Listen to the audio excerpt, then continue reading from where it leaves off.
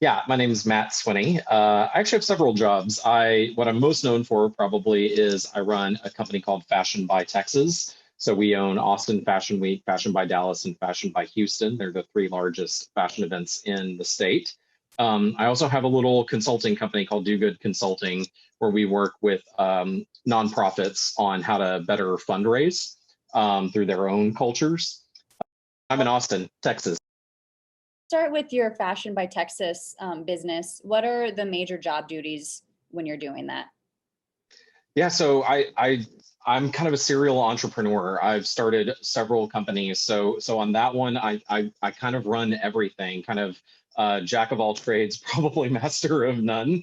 Um, but on a day-to-day basis, it's everything from working with designers to determine who wants to show and which shows. Everything to helping to cast models, selling sponsorships, making sure that the companies that are helping to fund that support feel supported, selling tickets, everything down to managing a ticket database and sort of all the little things that go into major event production. Great. And for the Do Good Consulting, what do you do there? It's super creative. I started that little company. I worked with a lot of nonprofits, sort of, on the side, just sort of helping them through. We work with a lot of nonprofits through the fashion business. And what I kind of found across the board was that they had a hard time fundraising with corporate clients. And so I think that most nonprofits just don't really know how to talk to a company about what's important to them. And so it's not that different than event planning, honestly. It's how creative can you get to give each stakeholder, what's most important to them. And on a company level, that's usually it could be anything from employee engagement to logos on whatever. It's kind of across the board with various companies. So I help with all of that. So it's a lot of sort of strategic planning for them. So it seems like a typical day for you varies and covers a whole bunch, but can you break it down? What does a typical day look like for you, or a typical week for that matter? Yeah, it depends a little bit on the time of year. So we are like right now, because of COVID, we are doing less fashion work and more consulting work on the fashion side. But once we really sort of start to come out of this and the event planning side starts to really kick into gear a bit more, I would say 80% of my time becomes fashion time for the most part. So on a weekly basis, it really, and again, like kind of leading up to events, like sticking on the fashion side, you know leading up to events, it sort of goes in phases, right? The early phases are as simple as setting dates, working with your venue, making sure that everybody knows what page they're on, picking what the shows are going to look like, sort of that high level stuff, talking to sponsors. That's the earliest piece of the funding part of it.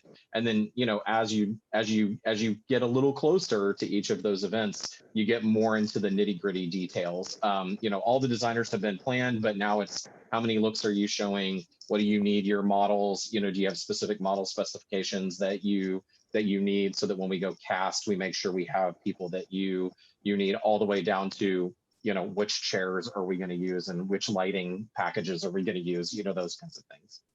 Good It's on. very detail oriented, I will tell you that. Touch upon what you mentioned about sponsors. So do you get different sponsors based upon what type of fashion show? Because obviously each fashion show is different and each designer is different. So do the sponsors then vary based upon who the designer is and what you're showing? Yeah, so we do what we call group shows in the industry. So we never show just one designer at a time, where say in New York Fashion Week, they'll have an hour set aside for one designer. And, Mhm. in a place like Austin, Dallas, Houston, we're more interested in a big event that, you can go see a lot of different emerging designers. So from that perspective, we do try to keep it somewhat thematic. And sometimes it's a little bit chicken and egg. So sometimes we pick a show sort of theme, and then we go try to find a sponsor that fits within that. Mhm. Sometimes we work with the sponsor first and then create a show based on their needs. So it's a little bit of both. I would say the better one is if we can have the sponsor first and then create the show around them, just because then it becomes a really collaborative sort of team effort, and everybody, is on the same page from day one. Yeah. Can you give me an example of what one of those is like? Yeah, so we've actually worked with Bernina, big sewing machine brand based in Switzerland, for many many years, and we do a show every time in Austin. At least we do a show called the Bernina Fashion Fund Showcase, and Bernina is very interested in supporting very very small designers. Like they're trying to get them, the next leg up in their careers, I guess is sort of a way of looking at it. And so with them, we do this sort of competition aspect in a show where every designer, there's usually 15 to 20 designers, and they each show exactly 5 looks. So everybody's on the same playing field, and then there's sort of a judging competition, and then ultimately there's a winner at the end that's based on, it's not really a public thing. It's more of like a curated group of judges who feels like this is somebody who is ready to take that next step to major retail or whatever the case may be. So, for them, it's ultimately about selling sewing machines, but in order to get there, right, it's showing that kind of emphasis on the really small design. And are those designers all local to Austin, or are they from all over Texas, nation? What's We've your done, MO for that? yeah, we've done it several different ways, but generally around the country, if at all possible. Because of where we are, it tends to be pretty Texas heavy, but around the country, and I think that's the conversation we're having this year is, okay, so in this now virtual world, even if we're having a physical show, is there a way to allow designers to participate that maybe don't have the ability to travel to Austin, or it's cost prohibitive, or whatever the case may be? And so we are playing with some ideas of what that hybrid model, even within the same show, like what could that look like where some of it's physical and some of it's virtual. So I don't know. We'll see. That may change now that we've kind of moved into and have become a lot more comfortable in this new world. I'd be interested to see how the virtual aspect changes the fashion world and these fashion shows as well, because it becomes a more inclusive environment, as well, which is really nice. And I think what Yeah, the industry's been looking towards doing. yeah, and and if I'm being totally honest, fashion weeks in general have been trying to kind of find a footing of Mhm. what they are in the world, and that has been less of an issue actually for regional fashion weeks for ones our size. For Mhm. the New York, Milan, Paris, those I think they've really struggled with what their point is in the world. And I think post COVID, that's going to be an even bigger question, and I will be very curious. So you're right. I mean, those are questions that were already being asked before COVID, and now I think it's one of those things that like it has now slapped us in the face that we have to absolutely address it and see what that kind of next step looks like. But I agree with you. The addition of virtual, and one of the things we've been playing with on the virtual side is showing more of a show than the user normally gets to see. So when you attend a fashion show, you sit on the front row or whichever row and you watch the models walk by, and it's not particularly interactive. It's fun, but it's not particularly interactive. It's kind of like sit down, shut up, watch the show.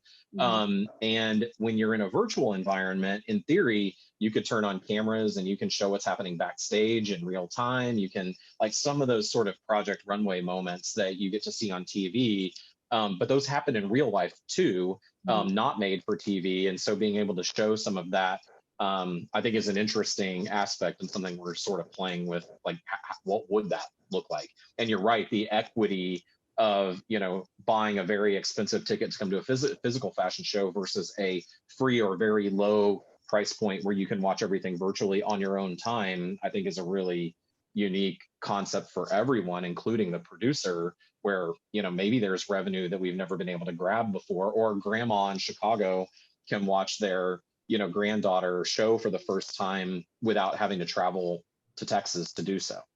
What are the attributes, skills, and knowledge that you need in order to be a successful entrepreneur? Oh, guts probably is number one, and I tell everyone who is interested in starting a company that at the end of the day, you just can't be afraid to fail, because the reality is you probably will at some point. And now failure can be seen in a lot of different ways. You may fail at specific aspects within a company. You may literally fail a company. And I'm not the kind of person who thinks like you got to fail one in order to make one. Like, I don't think that's necessarily true, but I think that you have to have, like, there's a bone in your body that you have to sort of be comfortable with, that is going to lead you down a path that will not always be comfortable.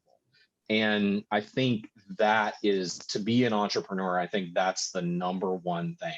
And if you don't have that, there's nothing wrong with that. Like, if the world were only filled with a bunch of entrepreneurs, we would never get anywhere, because we'd all constantly just be scratching and clawing at whatever the next thing is. And sometimes you just need people who are totally okay with where they currently are, or on a slower growth path. And even as an entrepreneur, I can tell you, like, there are many days that, and I think any entrepreneur who tells you otherwise is lying. There are many days when you just want to fold it all up and go get a job at, Dell or whatever, and go sit in a cube from 8 to 5. There are days absolutely when that sounds like heaven to me. I noticed that you had a couple of previous companies that you had, and now these are your new ones. So can you just talk about a little bit of your journey and how you finally landed on fashion and this business? Yeah, it was honestly a total accident. I have no fashion background. I talk about it all the time. I had no fashion background before I started this company. So I'm originally from Austin. I went to Trinity in San Antonio, got a liberal arts degree, came out of that, did Big Five consulting. I worked for Anderson Consulting, now Accenture. Realized that's not what I wanted to do, but I got my kind of entrepreneurial bug at that point. And then my wife and I moved back to Austin, and started a little company with my father-in-law that was a little throwaway real estate magazine. And I love the marketing side. I did not love I like the publishing piece, the marketing piece. I did not love the real estate industry.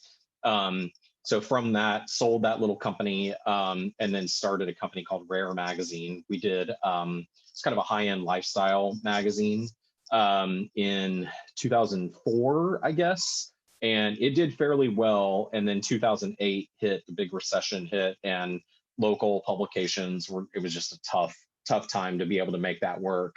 But I had started Restaurant Week in Austin under the magazine, and that was my first kind of foray into a big promotional event.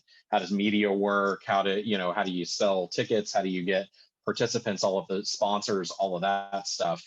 And when the magazine went kaput, I actually sold it mostly because of Restaurant Week. Restaurant Week was the most valuable piece of it. And I sold that to now my former partner.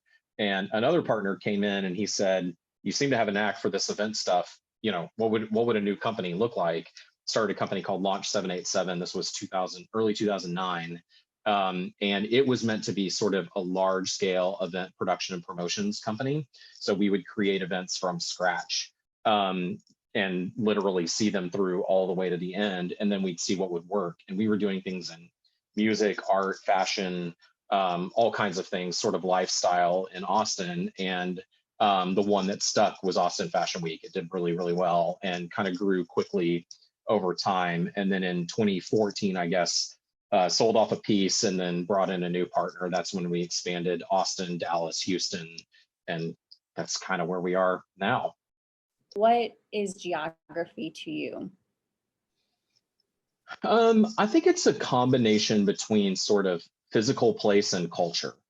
To me, I think when most people think of geography, they think of, whatever is the capital of Kansas, right? Like, they think of sort of facts and figures. XYZ is the biggest export out of France or whatever. And that's part of it for sure. I think that's sort of the physical place part of it. And I think that there's some value in sort of that rote memorization. You'd be better at Jeopardy, right? Um, but I think what really impacts me is I love to travel. And I have been blessed to be able to go to a lot of countries in this world, and there's many, many more that are on my bucket list that I and my wife and hopefully my kids will also go to. But to me, it's about immersion. When I travel, it's about immersion into that culture as much as possible, and that is where kind of, I guess, the heart of geography comes from, the soul of it. When you can sort of be in a place and you know where you physically are on a globe, but it's that sort of feel that you get. It's, that thousands of years of history within that space, and how that all comes together into a modern society. At least to me, that's kind of how I would define it. I completely agree with you.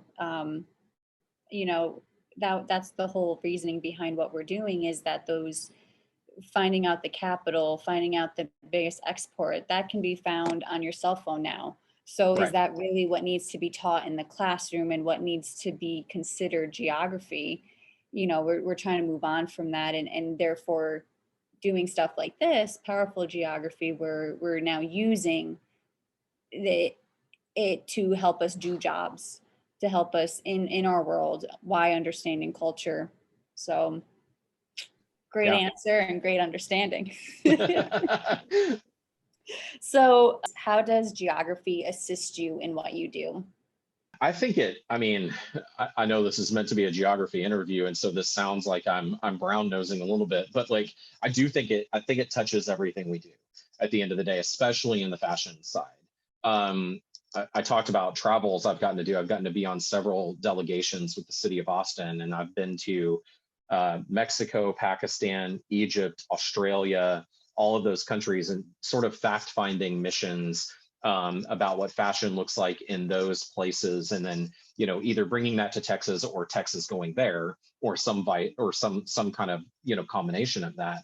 And I think the more I've gone on those trips, the more I recognize how fashion impacts the culture, and how the culture impacts the fashion, right? So they're fully symbiotic. And not just that, but I think it helps me recognize when I come home how even what is very common for you and I, we look out on the street, and even just from a fashion perspective of how do people in Austin dress versus New York versus whatever, or how do even people in Austin on one side of town dress versus another, right? Like sort of micro geography and micro cultures that pop up. And I think I noticed that even more when I come back from these big trips, especially a place, say like Pakistan, where it is not nearly as westernized. That's a country that most people go, like, literally probably would have to like really think about where in the world that even is physically. And so I think coming back from places like that, I think it just shows me how that relationship exists between place and culture, and then specifically on the fashion side, how it affects the way we dress, whether that's weather dependent, right? It's super hot in actually very similar climate in Pakistan as Texas, so super hot. So there, I joke, there was actually a GQ writer who came to Austin many years ago and called Austin the worst dressed city in America. This is probably 15 years ago. Well, come to find out, he showed up and he like wandered around South Congress in August. So, and it's like 105 degrees outside. So at that point, like, he was like, everybody wears flip flops and t-shirts and shorts. Like, it's so terribly dressed. Like, that's just Darwinism at that point, right? That's just survival of the fittest. Like, you're just trying not to die, and so you're wearing as few clothes as humanly possible. And so, you know, that to me though is geography, right? That's part of the culture. And so because of that, how does that, I think the bigger and neater question is sort of, how do you take something that's so ubiquitous in, say, the summertime, but then how does that influence when you get so lazy and casual with flip-flops and t-shirts or whatever, then what does that do as it cools down? Do we then flip the switch and we get really dressed up because we haven't been doing that for so long? Or do you stay really lackadaisical? And funny enough, we're probably there with COVID again, with our yoga pants for every day and joggers for every day. And will we ever come out of that? Who knows, right? That's right. When we say it's hot, like, people, unless you've lived through it, like, you don't know what hot is until you've lived through a Texas summer. I even have like friends in, say, like Arizona, and where the number, like the temperature number, is way higher. But I've been in Arizona in the summer and like talked to them, and I'm like, dude, you have no idea. Like, you are not, like, this is not hot in comparison. It's really not. And maybe Florida, like, maybe they can understand it a little bit because of the humidity, but like, the deep south maybe, but like, it's a totally different, it's a different level of hot. Like, when you can physically see like the little waves on the street, Mhm. but that's just like July 3rd, right? Like that's just, Tuesday. I Normal. mean, you get used to it. That's why Barton Springs is so great. What geography courses would you recommend a student take if they were to pursue entrepreneurship or fashion or any of the things that you've been involved? What courses would you recommend? Yeah, I mean, I have no idea what they would be called, but I think, to me, like, especially if you're interested in fashion, really understanding the fashion capitals of the world, right? So Paris, I wouldn't necessarily say Milan, I would say Italy, in general, even though Milan is the one that kind of takes the cake. The UK, Britain, London, New York, places like that, and then in the modern world, I would argue, Tokyo, Sydney, some of those kinds of places as well that maybe don't get the play as the kind of big, what we call the big four fashion capitals. So, to me, I think just immersing yourself and understanding what those cultures are like and like why, Coco Chanel became Coco Chanel or whatever, like how Paris influenced her and, and how she grew up.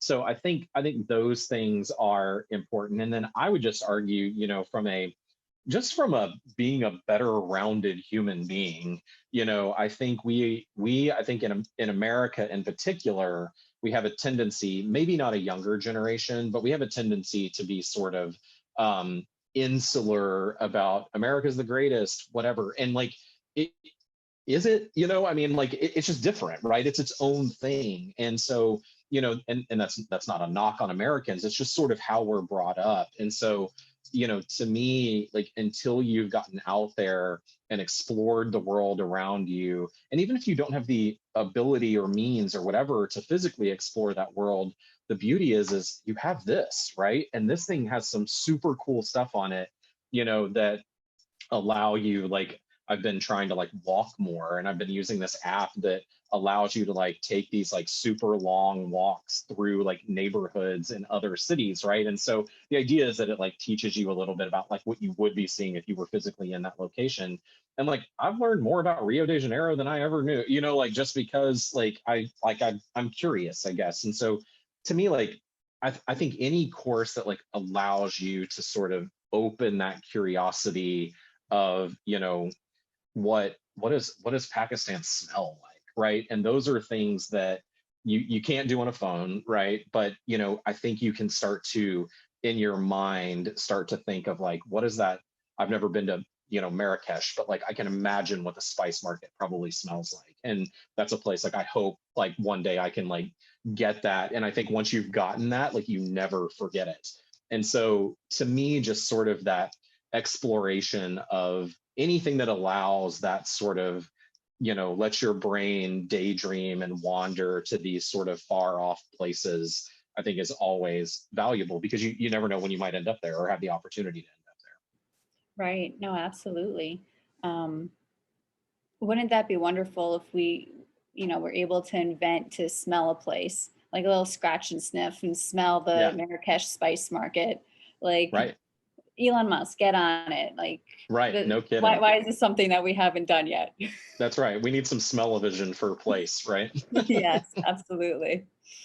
So I just have a couple of follow-up questions. How do you incorporate geography into the fashion industry? In our case, like we very literally have the, all those trips that I've been on, we have literally brought designers over to Texas from those countries, and done shows that literally, we did a show called Shop South Asia, and it was literally Pakistani and Indian brands coming over to the U.S. And some of them were a little more westernized, but they all used all of those sort of textiles and hand beaded fabrics that those areas of the world are so well known for, bright colors, all of those things. We'll bring Egyptian designers to Austin in October, and you'll see some similar things with a deeper Western influence. Egypt, while in Africa, it's one of those countries that sort of, it's kind of African, it's kind of Middle Eastern, it's kind of European. It doesn't really fully know what it is, and because it has a 5,000 year history with the pharaohs and everything else, it has this super interesting history around gold and silver. So for us, it's literally, we can show geography on a stage in Austin in ways that probably most industries can't. How has geography played a role in building your company, Fashion By? Yeah, so I think early on it didn't. I think early on, we were pretty insular and we really wanted to stay local, and we wanted, and not that that isn't any geography, but like it very much was sort of the neighborhoods around us, and that's what we were supporting. And I think it was honestly that first trip, the very first delegation I went on in 2016 to Mexico, and I met Mexican fashion designers, and I hung out in Mexico City, and which is a place I hadn't been before, and I could see the differences between Mexico City and Guadalajara and Monterey, and those three cities in particular, and how they felt different to each other, much like when you're in the US. I think in the US, we tend to think Mexico and it all must look the same. But it's not like that in the US, just like it isn't anywhere else. And so being able to be in another country, 3 days here, 3 days here, 3 days here, you can really compare those. And then you can, come in and sort of, okay, well, how would this look in our world? And, so I think that 2016 was really when we started to push that envelope of, letting the world around us dictate what we do rather than us dictating to the world what we wanted to do. And funny enough, when you start doing that, the world around you really does start to embrace you in a different way. And it just shows. And I think what it did for our local designers, even our local fashion designers, was they got to see Mexican designers, and they got to see their different points of view, and vice versa, right? The Mexican designers would come here and they would, okay, well, why are you doing it this way? Or like, how do you manufacture this? And they would start having these neat conversations. And now we've gotten to do that across, I guess, 4 countries, and hopefully more. And so we've really expanded that part of the business out of, sort of what does that look like as these brands immerse into our culture, and how do you help them do it? So again, I've noticed that you have the Fashion by Texas, and then you mentioned Fashion by Houston, Fashion by Dallas. But I also noticed on your Facebook page, Fashion by Black Designers, Fashion by Global. So can you share how these different cultures, a little bit more in detail, how they are shared through fashion? And then are there plans for any other fashion buys? Yeah, so we started, both Fashion by Black Designers and Fashion by Global came about during COVID. So we wanted to do some shows last fall, so fall 2020. They were going to have to be virtual. And at that point, we were kind of like, well, if they're going to have to be virtual, then in theory, they could come from anywhere in the world. The audience can be anywhere in the world. So we really started reaching out to emerging designers on the global side first of hey, if you want to submit a video of your collection, then we'll essentially compile all of these videos together and create sort of this, 4 hour long show if you wanted to watch it all in one fell swoop, or you could kind of watch bits and pieces of it over time and sort of have that same experience, right? Of, well, if I were in Marrakesh, this might be what it looked like, right? But told through the eyes of a fashion designer.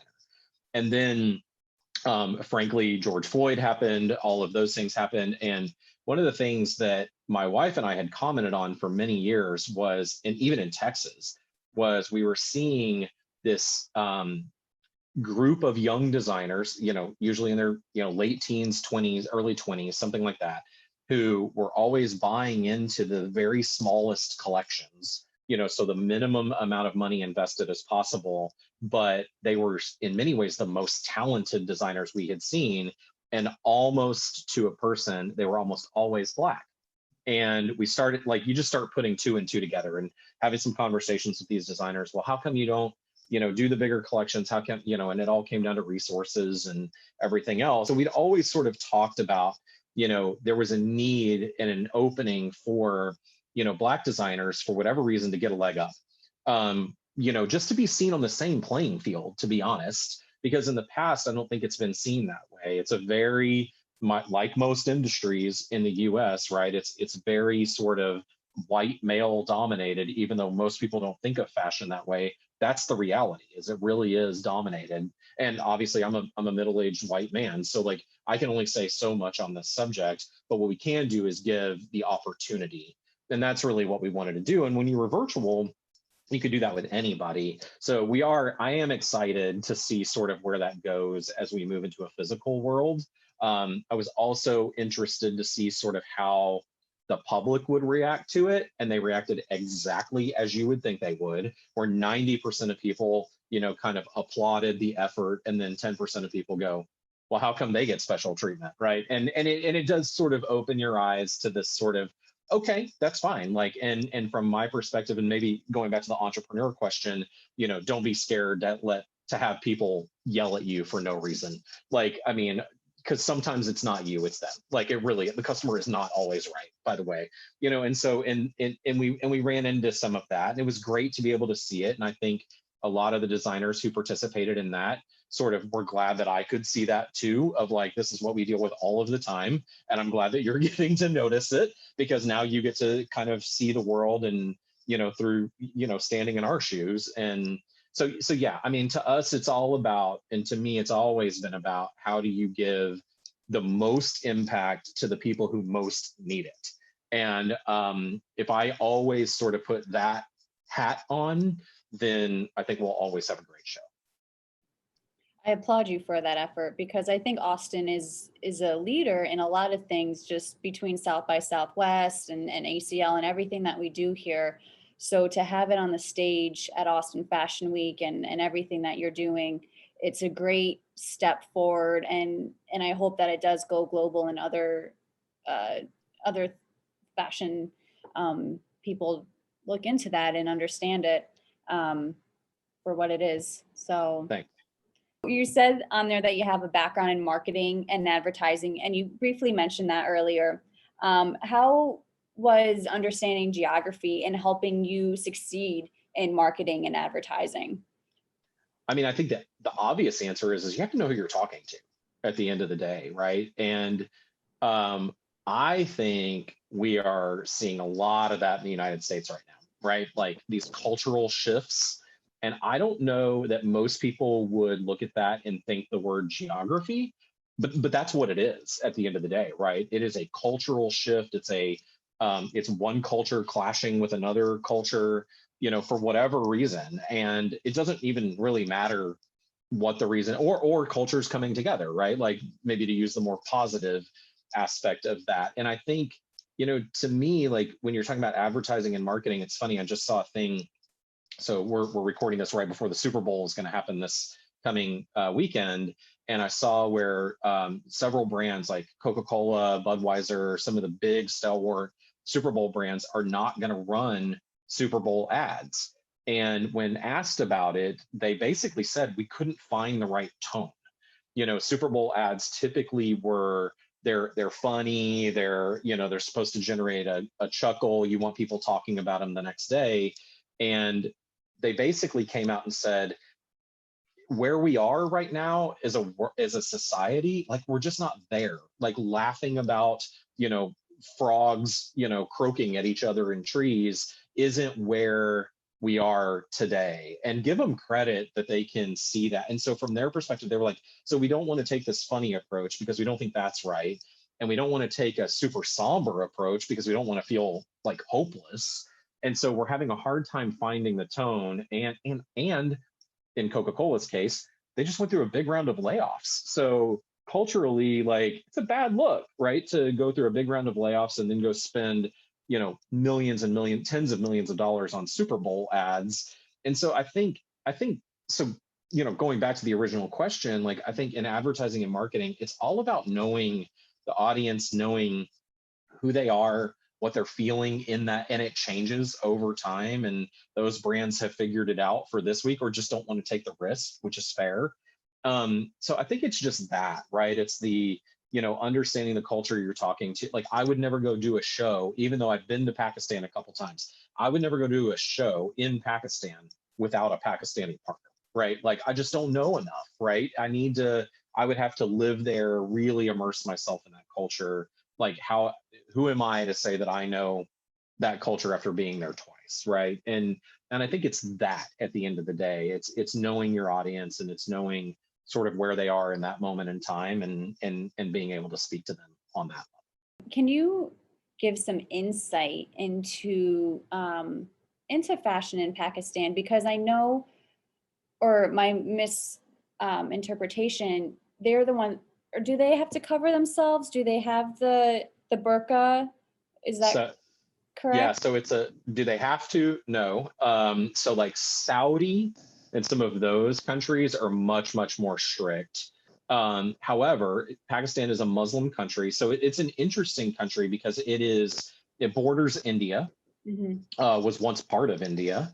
And so it has a lot of that British colonial influence, but it's sort of the Muslim part of India.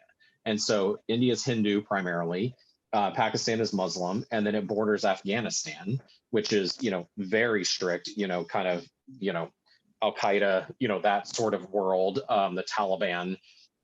So it has some of that influence too. And I think and I've only been to Lahore, which is sort of near the India border and is considered sort of the arts capital of Pakistan. So a bit more liberal, maybe than the rest of the country. But I think what's beautiful about that country it was the first primarily Muslim country I had visited. So I was not used to that. However, what I thought was beautiful about it is it's in its own clash of worlds right now. So Pakistan has had female prime ministers. Like we have not had a female president in the United States. So like just to put that into perspective, I think a lot of Americans probably view that country as sort of backwards, and yet they've had female prime. So like, and I met many business owners who were women, Muslim and not, and probably like 50-50. So probably more female business owners there than here, on a kind of per capita basis. So I find it interesting that it's going through this sort of cultural struggle, and you will see many women fully covered, burqas, the whole thing, and you will see men, in more traditional wear. But then you also have people going to a tech job, who look like, you and I and how we would dress. And so it is this sort of clashing of cultures that I think has probably been happening for a long time. It's just maybe a little more obvious now. So when you talk about fashion, it's both ends of that spectrum. And then where their beauty comes in from a fashion perspective is, weddings are no joke. Like there are these like multi-day affairs, and they have everything is handmade and hand beaded, both men and women. And it's just these gowns and these suits, and I mean just like jaw dropping, gorgeous. But it's also, because of that, there's a very strong caste system. So you basically have no middle class, right? You basically have this, which is how a lot of Latin American countries are, Middle Eastern countries. So this, upper class who spends more money than you and I could ever imagine on a wedding, but then a lower class that doesn't have those opportunities. So again, it's these like strong clashes of culture that I think is what makes it so interesting, honestly. Yeah, I remember just seeing an article, I think the other day, about a burkini bathing suit being Huh. featured in a fashion show. Um, and I just thought that, and I don't remember what the article was about, whether they were applauding that it's finally happening or that they were making a negative comment about it. I don't remember. But the fact that their culture is starting to become more mainstream, or how it was just featured in Sports Illustrated, and all that stuff. So um, Interesting. again, their fashion cult, again, the culture comes through in the fashion, and then how it spreads throughout the rest of the world is really interesting, and then how people react to it is also interesting to see if they're accepting of Right. other cultures and religions and fashions or not. um, Yeah. And I actually got to hear a talk at a conference in Cairo, so in Egypt. So if you think of Pakistan as being, I would almost think of it as like Egypt probably 30 years ago. And then Egypt is, kind of halfway, culturally, between say Pakistan and the US or something, or the UK.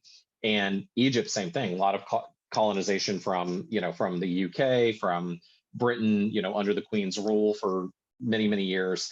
And, but also with this crazy history, of the pharaohs. And so it's got this like mishmash of religious culture.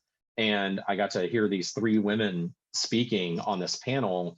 They're all in their 20s, talking, and they'd all written books or bloggers or something. And they're really, basically like pierce the veil, right? Like we're going to rip off the burqa and they have mothers who are still fully covered, and they are out there Western dressed, really pushing envelopes. And I think of what they're wearing as super modest. You and I would think that, but in that culture, depending on where you are and who your parents were, and if you grew up Muslim, it would be a totally different thing to be now out there. Like, they are way out on a limb, where you and I would view that as, I mean, that doesn't seem like a limb at all, but in their culture it is. And I think, going back to the geography question, I think that is super interesting around, like, just knowing where various lines are drawn in different cultures. Some of the things that we do culturally, they would look at and be like, that is the most risque thing I've ever thought about.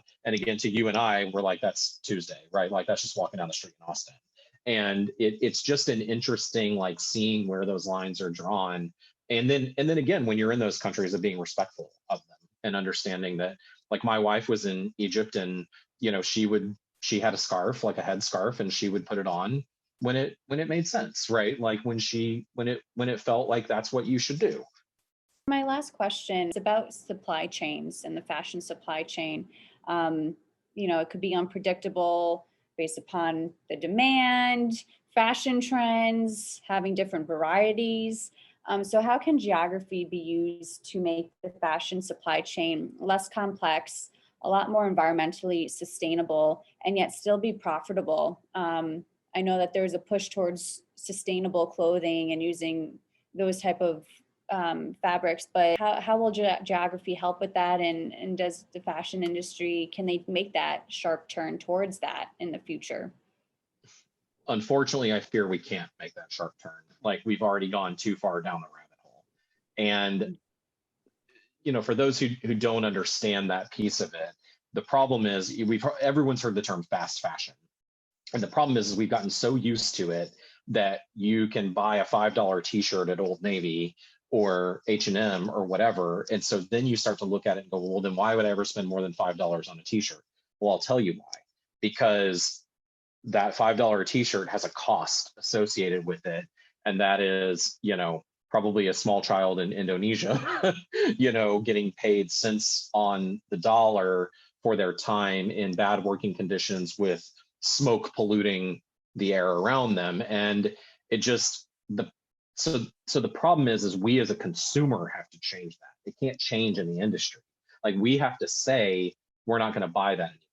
Unfortunately, we have become so used to just throw away fashion. Okay, well, that $5 t-shirt, I can buy 10 of those before I reach the price of this other one. And so I'll just throw the 10 away, which also then fills a landfill. I mean, like, there's a million, like, it's down the line.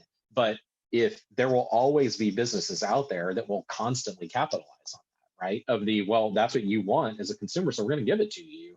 Where, I think we have to decide as consumers, and I preach this all the time, of just have a smaller closet.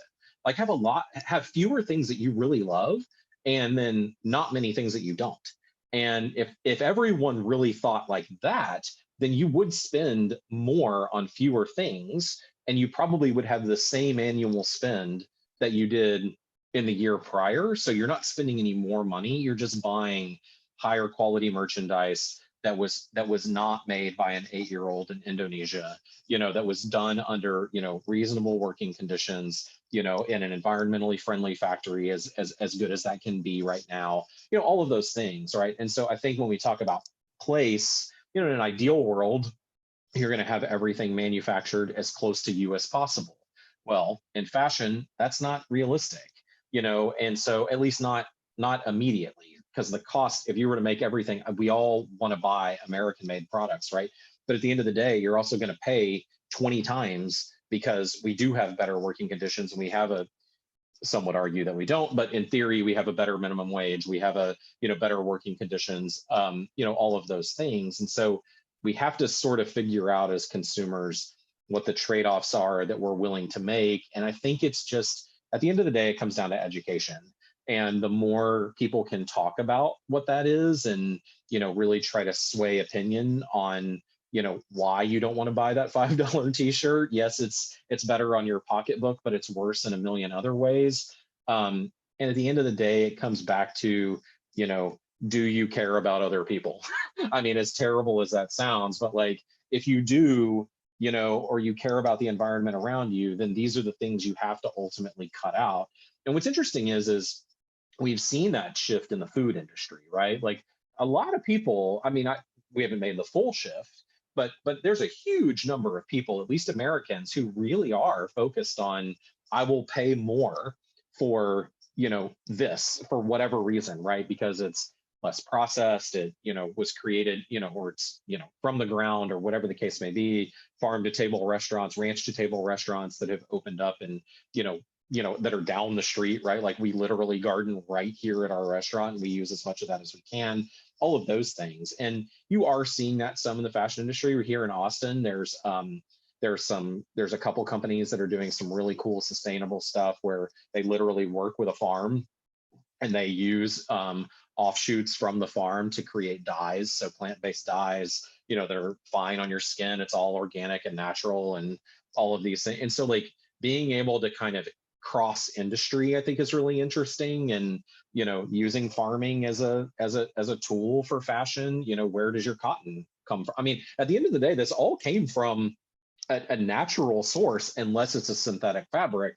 And that's also a question, right? Of, you know, are you willing to sort of pay a little bit more for something that came from the ground, or a tree or whatever the case may be? And, you know, and is that important to you? And again, I think at the end of the day, is going to come down to consumer behavior and what we're willing to do as a society versus forcing the fashion industry's hand. It's not their problem, right? Like the problem was created by customers demanding something, and so they created it.